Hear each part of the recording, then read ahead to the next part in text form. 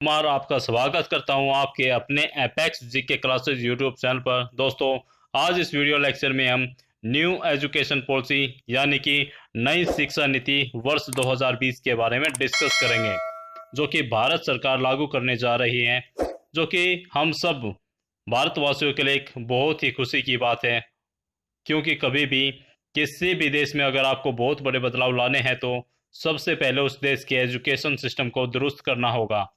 तभी हम उम्मीद कर सकते हैं कि युवा सही रास्ते पर चल पाएंगे। हालांकि आचार्य चाणक्य जी ने कहा था कि आप किसी भी देश या समाज को अगर बदलना चाहते हैं तो उस समाज के लोगों में और ख़ास तौर से बच्चों में वैल्यू बेस्ड एजुकेशन इंसर्ट कीजिए। वह देश और समाज खुद ब खुद सुधर जाएगा। दोस्तों, ये भी कहा जाता है कि यदि आप किसी भी समाज या देश को बर्बाद करना चाहते हैं तो उसके एजुकेशन को भ्रष्ट कर दीजिए, यानी कि करप्ट कर दीजिए। वह देश अपने आप बर्बाद हो जाएगा। दोस्तों, इस वीडियो में हम न्यू एजुकेशन पॉलिसी के महत्वपूर्ण बिंदुओं पर चर्चा करेंगे।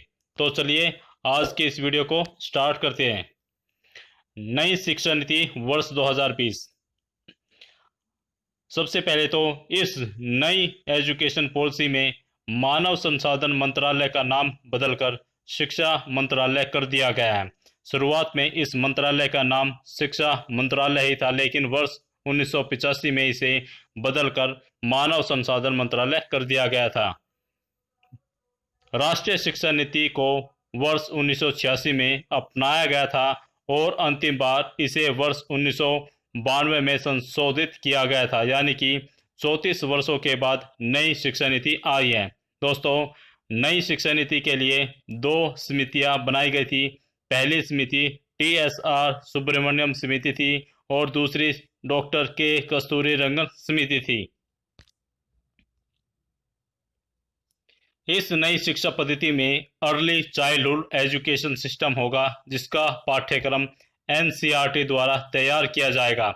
3 वर्ष से 6 वर्ष के बच्चों के लिए एक्टिविटी बेस्ड लर्निंग माध्यम से शिक्षा पर ध्यान दिया जाएगा और साथ ही साथ लॉजिकल एबिलिटी और न्यूमेरिक एबिलिटी को बढ़ावा दिया जाएगा। इसमें रट्टाफिकेशन यानी कि रट्टा लर्निंग को कम से कम करने पर ध्यान दिया जाएगा। दोस्तों, इसके बाद बात आती है 10+2 स्ट्रक्चर की, जो कि अब इस नई एजुकेशन पॉलिसी के द्वारा खत्म कर दिया गया है। 10+2 की जगह अब 5+3+3+4 यानी कि 5 मतलब initial 3 years of pre schooling age, school के पहले वाला, उसके बाद क्लास 2 तक का, फिर 3 से 5 क्लास तक, फिर 6 से 8 और फिर 9th to 12th क्लास।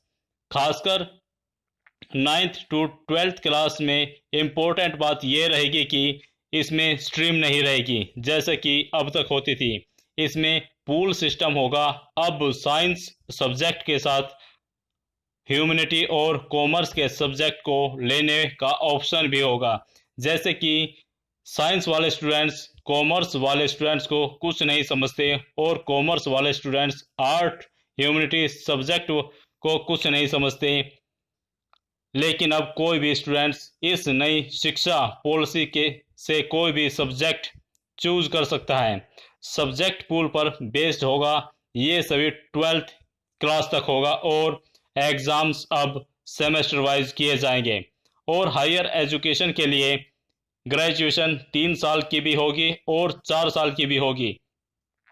अगर आप 4 साल में ग्रेजुएशन कंप्लीट करते हैं तो आपको रिसर्च की डिग्री भी दी जाएगी, जो कि एक बहुत अच्छी बात है। अगर 3 साल में से कोई 1 साल कंप्लीट कर ग्रेजुएशन छोड़ देता है तो उसको सर्टिफिकेट दिया जाएगा। 2 साल कंप्लीट कर कर अगर छोड़ देता है तो उसको डिप्लोमा दिया जाएगा।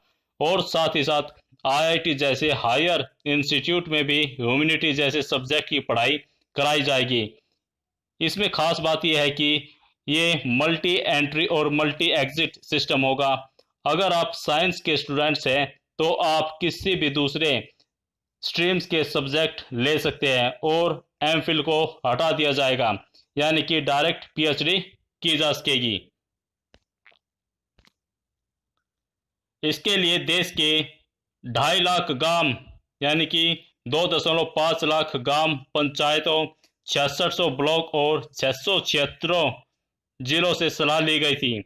उच्च शिक्षा में प्रमुख सुधारों में वर्ष 2035 तक 50% स्कल नामांकन अनुपात का लक्ष्य रखा गया है।